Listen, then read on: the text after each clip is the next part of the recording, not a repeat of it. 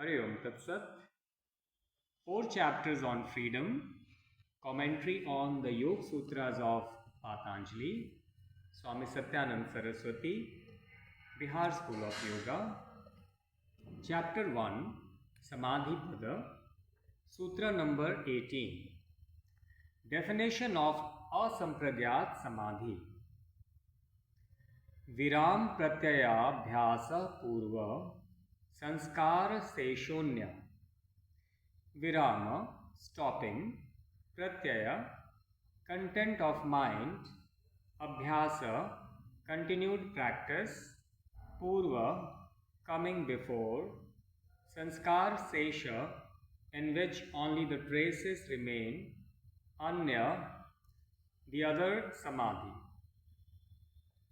The other samadhi, asampragyata, is preceded by a continued study of stopping the content of mind.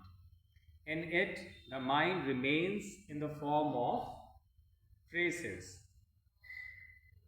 There is a misconception created by intellectuals regarding this type of samadhi.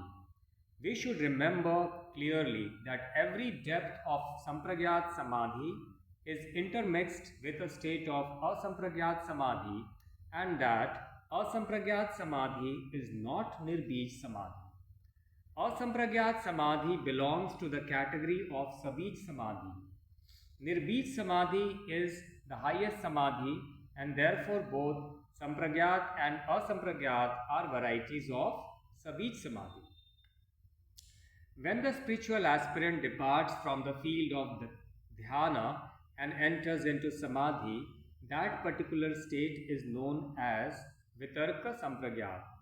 If it is perfected, it will be followed by asampragyat. The next stage is vichara sampragyat, which is again followed by asampragyat. Similarly, with ananda and asmita samadhi. Asmita sampragyat samadhi finally culminates in nirbij samadhi. In this sutra, viram means stopping or putting a full stop. Pratyaya is the content of mind. Our consciousness has something to dwell upon during concentration. That support, which may be a symbol or a particular idea, gross or subtle, is called pratyaya. When you meditate on Om, the form Om is the pratyaya for the mind, similarly with other symbols. It is sometimes argued that no symbol is necessary because Supreme Being is formless, but this is simply a kind of theological and philosophical confusion created by individuals. It is true that God or the Supreme Being has no form or shape, but the aspirant's mind must have something to rest upon during the process of meditation. The difference between sampragyat and asampragyat is therefore made clear by Patanjali. In asampragyat samadhi, there is no awareness of any symbol.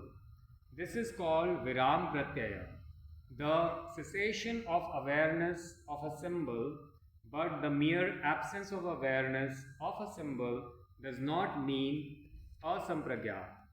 Asampragyat has behind it a dynamic state of consciousness. This state of laya, which comes between vitarka and vichara, vichara and ananda, etc., is not free from sanskaras. The consciousness is not static there. Although there is absence of the symbol, even during the laya state, there is an underground dynamism called sanskara. When the sanskara is completely finished, the consciousness is completely dissolved. That state is nirbij samadhi because there is no need of consciousness.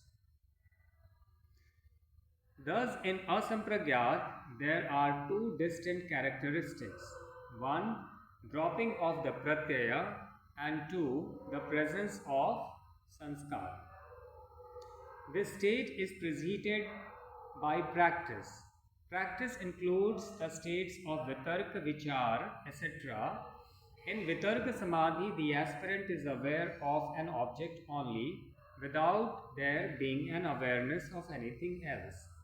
When this practice continues, the consciousness of this symbol pratyaya also ceases, and that is the state of laya. From this state of laya, the aspirant is either thrown up into the next higher state, or he may again revert to a state of awareness of the symbol. It may even happen that he reverts to the state of dhyana or dharana. The state of asampragyat is similar to the state of nirodha. From it, one may either ascend to a deeper state of consciousness, or one may revert back to a grosser state. This is very important. It is therefore to note that when one steps into the vitark stage, the personal conscious willpower stops functioning and the entire range of operation is held by sanskara. That is, the dynamic consciousness which carries the aspirant further on.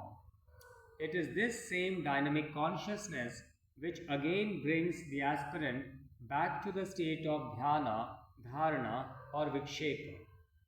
The word sanskara may be translated in English as latent impression or dormant or past impression, but this is perhaps not the correct meaning. Sanskara is the seed of consciousness which survives up to the state of sampragyat samadhi.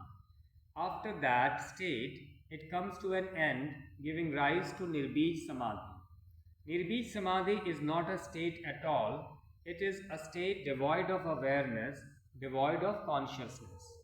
According to yoga, consciousness or awareness is in the form of motion or vibration, but nirbij samadhi, it is not a state of motion or vibration. It involves stillness. Thus, asampragyat samadhi, according to this sutra, is there when only sanskara remains and awareness of object drops due to practice adhyasa. A confusion which is prevalent among scholars who do not practice samadhi but only look at it intellectually needs to be cleared up. The confusion lies in the belief that the objective consciousness sanskara is ultimately dropped, but it is not so. Consciousness of the object does not vanish completely, it only changes layers of our past experiences. We usually experience the symbol through these layers, but when they are described through practice, the object can be clearly seen. This is what happens as a student passes from vitarka to vichara, etc. In dharana, the object appears as the formulated pattern of gross consciousness. In dhyana, there is the concentrated pattern of consciousness.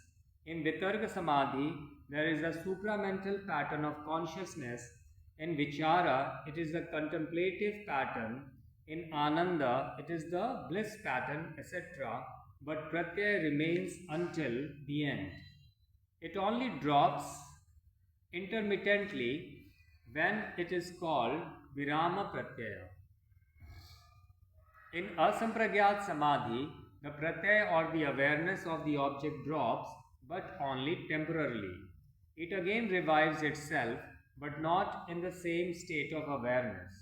The state of awareness now may be either deeper or grosser. Asampragyat samadhi is not a permanent state. It is only an intermediate state in which the consciousness is trying to transcend into a different plane. It is like alighting from a car and boarding a plane. It is a transient period, the going over from one plane to another.